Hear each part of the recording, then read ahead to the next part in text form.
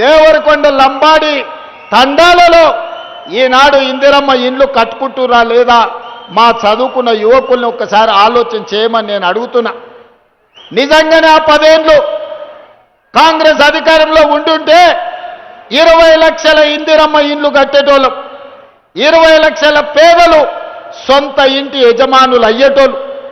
10 ఏళ్లలో జరిగిన తప్పును సరిదిద్ది మొన్నటికి మొన్న 2 ఏళ్ల కింద మన ప్రభుత్వం వచ్చింది కాబట్టే 4.5 లక్షల ఇండ్లు ఇవాళ పేదలకు ఇచ్చినాం.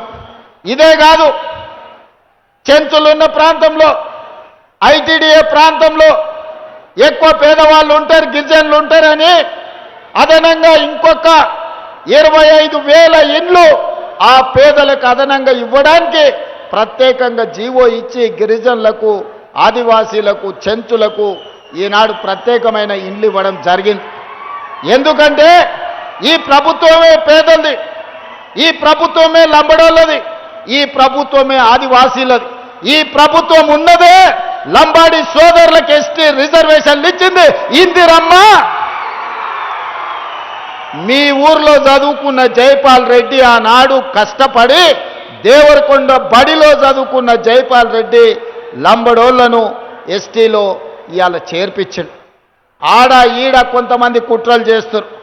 ఎవరెన్ని కుట్రలు చేసినా గిరిజనుల మధ్యలో పంచాయతీ తెంచి అందరు కలిసి ఉండేటట్టుగా ఈ ప్రభుత్వం ముందుకు తీసుకెళ్తే తప్ప ఒకరికి అన్యాయం చేసి ఇంకొకరిని ఏదో చెయ్యాలన్న ఆలోచన ఈరోజు మన ప్రభుత్వానికి లేదు. అదేవిధంగా రైతు రుణమాఫీ కావచ్చు, 1,00,000 రూపాయలు అన్నాడు, 4 విడతలు అన్నాడు, మిత్తి కడతాను అన్నాడు. శివరాఖరికి రైతుల నెత్తి మీద అప్పు పెట్టిండు, చేతిలో సిప్ప పెట్టిండు, ఆయన పోయి ఫామ్ హౌజ్లో వండుకుండు. కానీ రుణమాఫీ జరగలే. ఆయన ఇచ్చింది మిత్తికే సరిపోయింది, అసలు అట్లే మిగిలిపోయింది. అందుకే మన ప్రభుత్వం అధికారంలోకి రాగానే 2 లక్షల రూపాయల రైతు రుణమాఫీ చేస్తామని చెప్పి అధికారంలోకి వచ్చిన మరుక్షణం 25,35,000 రైతు కుటుంబాలకు 20,614 కోట్ల రూపాయలు రైతు రుణమాఫీ చేసి రుణ విముక్తులను చేసి రైతు అంటే రాజు, వ్యవసాయం దండుగ కాదు, వ్యవసాయాన్ని పండుగ చేస్తామని మన ప్రభుత్వం నిరూపించింది. అదే కాకుండా ఆనాడు చెప్పిండు కాంగ్రెస్ వస్తే కరెంటు ఉండదని, కాంగ్రెస్ వస్తే రైతు బంధు బంద్ అవుతుందని.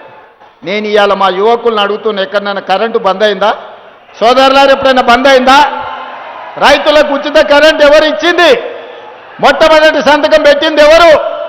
ఆనాడు 2004 డాక్టర్ వైఎస్ రాజశేఖర రెడ్డి, కోమటిరెడ్డి గారు, అదేవిధంగా ఉత్తమ్ కుమార్ రెడ్డి గారు ఎమ్మెల్యేలుగా ఉన్నప్పుడు ఎల్పీ స్టేడియంలో మొట్టమొదటి సంతకం డాక్టర్ వైఎస్ రాజశేఖర రెడ్డి ఉచిత కరెంటు మీద సంతకం పెట్టి 1,200 కోట్ల రూపాయలు రైతుల కరెంటు బిల్లులు మాఫీ చేసి వేలాది క్రిమినల్ కేసులు రైతుల మీద ఉంటే రద్దు చేసింది కాంగ్రెస్ పార్టీ.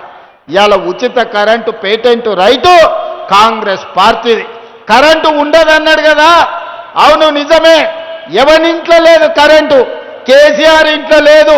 ఫీజులు స్టార్టర్ అన్నీ ఊడబెరికిను తెలంగాణ ప్రజలు. కేసీఆర్ ఇంట్లో మాత్రమే కరెంటు లేదు. రైతుల ఇళ్లల్లో 24 గంటల కరెంటు, ఇండ్లకే కాదు వ్యవసాయానికి ఈ 2 ఏళ్లల్లో 24 గంటల కరెంటు ఇచ్చిన చరిత్ర కాంగ్రెస్ పార్టీది. ఆయన ఇంట్లో కరెంటు పోతే వెనకటికి ఎవడో అన్నాడంట, నేను లేస్తేనే ఊరికి తెల్లారినట్టని. అయ్యా నువ్వు వండుకోలేవుండు, ఊరికి తెల్లారాల్సిన పని లేదు. ఊరు ఎట్లా తెల్లారాలనో, ఊర్లను ఎట్లా అభివృద్ధి చేయాలనో మాకు తెలుసు.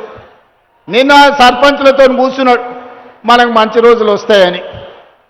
2 సర్పంచులను పిలుచుకున్నాడు, 4 వార్డు మెంబర్లను పిలుచుకున్నాడు. నిజంగానే ఆయన పరిస్థితి చూస్తే దీనావస్థ. పాపం ఒకప్పుడు బాగానే బతికినోడు. ఎట్లుండే ఒకప్పుడు ఎంపీలు, మంత్రులు, మహమూద్ అలీ పోతే, ఈటల రాజేందర్ పోతే మంత్రులను కూడా గేట్ కాడు ఉన్న హోంగార్డులు మెడల మీద కొట్టి బయటికి పంపించారు. మంత్రులు పోతే కూడా కలిసేటోడు కాదు కేసీఆర్. నిన్న చూస్తే సర్పంచ్ను 4 వార్డు మెంబర్లను కూర్చొని, అయ్యా బిడ్డ మనకు మంచి రోజులు వస్తాయని. ఆయనను చూస్తే నాకు సామెత గుర్తొచ్చింది, మూలుగుడేమో మున్పటోళ్ళనేమో మందేమో ఎప్పటోళ్ళనే అని. వెనకటి పెద్దోళ్ళు చెప్పారు, ఏదైనా పని చెప్తేనేమో మూలిగేటోడంట, మందు ఉన్నది రా దావత్ అంటే నాకు కావాల్సిందే, నాకు ఆపు కావాలి, ఫుల్ కావాలని మూడుగురేమో మున్పటోళ్ళనే మందేమో ఎప్పటోళ్ళనే అని నిన్న ఆయన మంచి రోజులు వస్తాయంటున్నాడు. మంచి రోజులు నగదు నాయన, నీకు అవకాశం వస్తే ముంచే రోజులు వస్తాయి. నువ్వు, నీ కొడుకు, నీ అల్లుడు, నీ బిడ్డ కలిసి 4 దిక్కుల తెలంగాణ రాష్ట్రాన్ని పీక్క తిన్నారు, దోసుక తిన్నారు. ఇంకా కూడా మీ ఆకలి తీరలేదా?